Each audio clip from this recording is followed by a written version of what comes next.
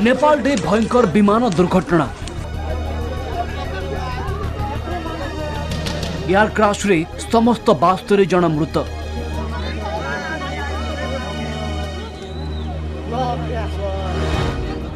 सकाळ 10:33 रे राजधानी काठमांडूर त्रिभुवन एयरपोर्ट रु 68 यात्री एवं 4 जन क्रू मेंबर को नहीं उड़ाण भरीथिला येती एयरलाइंस रो ATR 72 विमान।